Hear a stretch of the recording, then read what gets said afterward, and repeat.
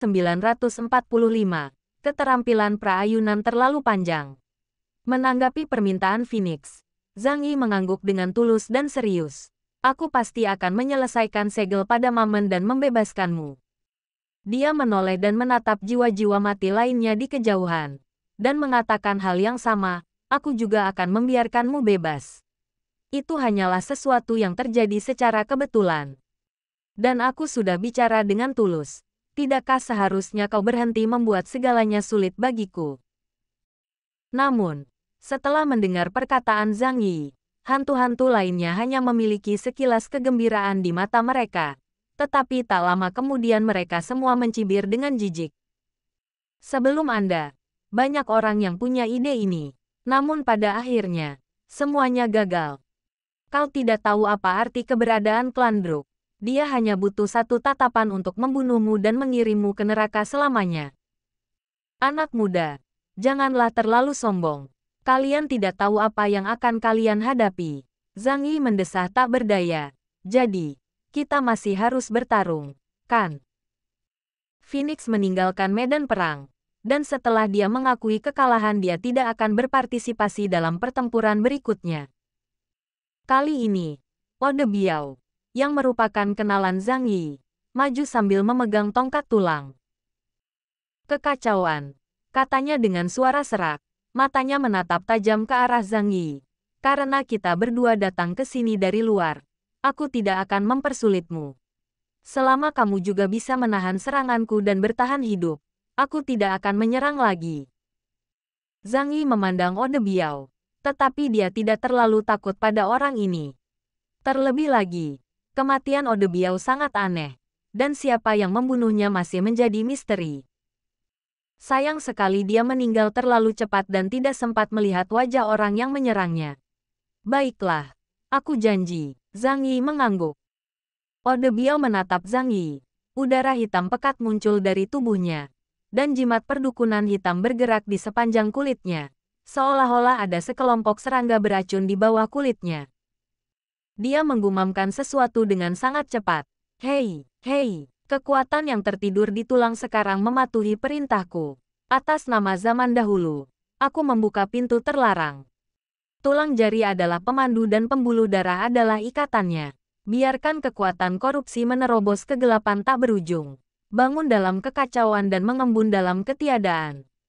Seperti embusan angin yang menyapu padang rumput. Seperti guntur yang merobek langit.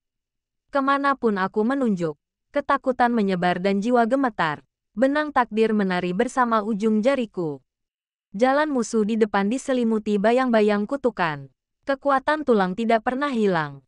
Kemanapun jari tulang menunjuk, semuanya berubah menjadi debu. Petik 2. Sambil melantunkan mantra, tongkat tulang di tangannya tiba-tiba menunjuk ke arah Zhang Yi. Pada saat ini, Zhang Yi merasa dirinya tengah diawasi oleh sesuatu. Sihir paling jahat dan misterius dari suku primitif Afrika adalah teknik jari tulang. Konon, selama Anda mengarahkan mantra itu ke tulang orang lain, orang itu akan segera menemui ajal yang tak terpecahkan. Energi hitam di tubuh Ode Biao berubah menjadi awan gelap tebal di langit, dan suara gemuruh rendah terdengar samar-samar. Seolah-olah ada roh jahat yang bersembunyi di dalamnya dan hendak dipanggil keluar. Saat berikutnya, Zhang Yi muncul di depan Ode Biao. Dia mengangkat pedang ajaib, yang lebih besar dari tubuhnya, dengan kedua tangan dan menghantamkannya dengan keras ke tubuh Ode Biao. Pergilah ke neraka, Ode Biao masih melantunkan mantranya, tetapi dia tidak menyangka Zhang Yi tiba-tiba muncul di depannya seperti hantu, dan dia tertegun sejenak. Chaos. Kamu tidak punya prinsip moral. Kamu berjanji untuk membiarkanku mengambil tindakan. Ode Biao mengumpat dengan getir. Dia sama sekali tidak yakin bisa mengalahkan Zhang Yi, karena Tyrant Jedi dan Phoenix semuanya telah dikalahkan. Tetapi dia pikir dirinya cerdas dan menemukan ide seperti itu hanya dengan menggunakan satu teknik terlarang. Selama Zhang Yi terkena, ada kemungkinan besar dia akan mati, atau setidaknya terluka parah. Jika Zhang Yi baik-baik saja, dia akan berbalik dengan anggun. Tetapi dia tidak menyangka Zhang Yi akan datang dan mengganggu mantranya. Aku tidak peduli padamu. Zhang Yi juga tahu bahwa mayat hidup jenis ini tidak dapat dibunuh. Jadi dia langsung menamparnya dengan bilah pisau ajaib. Pedang besar itu menghantam tubuh Ode Biao dengan keras dan benar-benar menghancurkan tubuhnya menjadi beberapa bagian, berubah menjadi asap hitam yang menghilang di udara. Mayat hidup di kejauhan. Lelaki yang tampak seperti peri dalam legenda itu mengerutkan kening dan memperlihatkan ekspresi jijik di wajahnya. Saya belum pernah melihat orang yang tidak tahu malu seperti dia. Dia benar-benar menipu dan menyerang. Phoenix angkat bicara untuk membantu Zhang Yi menjelaskan. Keturunan ini sangat cerdas. Gaya bertarungnya sama seperti di medan perang. Dia hanya mencari hasil dan tidak peduli dengan proses. Mungkin, gumamnya pelan. Dia benar-benar bisa menciptakan keajaiban. Biarawati berwajah hantu mendengar bisikannya dan mencibir. Jangan terlalu berharap. Dia bahkan tidak bisa meninggalkan jalan kematian ini. Belum lagi menyegel klan Druk.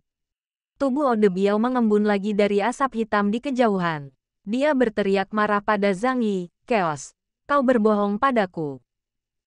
Zhang Yi merentangkan tangannya dan berkata, "Tidak. Aku memintamu untuk menyerang terlebih dahulu. Siapa yang mengira bahwa skillmu akan membutuhkan waktu yang lama untuk diaktifkan? Tolong, waktuku sangat berharga. Bisakah kau mempertimbangkan perasaanku? Jangan terlalu egois." Jika Ode Biao masih hidup, dia pasti muntah darah saat itu juga. Akan tetapi, kekuatan jiwa yang kehilangan raganya memang sudah jauh berkurang. Bahkan saat dia masih hidup, dia mungkin tidak akan mampu mengalahkan Zhang Yi, apalagi sekarang. Terlebih lagi, dia tahu kekuatan tombak Longinus. Walau dia marah, dia hanya bisa pergi dengan perasaan tidak senang. Zhang Yi memenangkan 3 pertarungan berturut-turut. Rekor ini membuat orang lain tidak lagi memperlakukannya sebagai anak kecil. Lelaki tua berjanggut putih itu mengusap jenggotnya dan berkata, "Baik kadal ungu maupun Phoenix tidak dapat mengalahkannya. Kemampuanku sama dengan mereka, jadi aku tidak perlu bertarung." Mereka meremehkan pertempuran sepanjang waktu, yang merugikan martabat mereka dalam hidup. Pria-peri yang tidak puas dengan perilaku Zhang Yi mencibir, dengan kesombongan tertulis di seluruh wajahnya. Tangan kirinya menekan pedang panjang di pinggangnya. Dia mengenakan baju zirah perak yang indah. Dia berbadan tinggi dan rambut panjangnya yang berwarna abu-abu keperakan terurai lembut di belakangnya. Dia benar-benar pria yang tampan. Untuk orang yang jahat dan licik ini, sepertinya aku perlu menghukumnya. Tidak seorang pun berkomentar ketika mereka melihat ini. Padahal dari sikap orang-orang itu, bisa disimpulkan kalau peri itu memang sakti mandraguna. Tak ada yang menyangka ucapannya itu ada yang salah. Peri itu menatap Zhang Yi, dan tiba-tiba sepasang sayap yang memancarkan cahaya perak muncul di belakangnya. Panggilan. Dengan kepakan sayapnya, angin kencang bertiup, dan dia langsung tiba di suatu tempat tidak jauh dari Zhang Yi di bawah perlindungan angin kencang. Kadang-kadang, seseorang seperti Anda datang dan mencoba mengubah sesuatu. Selagi dia bicara, dia menunjuk ke kejauhan, ke kedai yang tidak jauh dari pusat medan perang namun tetap utuh. Namun, jasad orang-orang itu akhirnya dikubur di bawah kedai. Jiwa mereka adalah bahan terbaik bagi kita untuk membuat alkohol.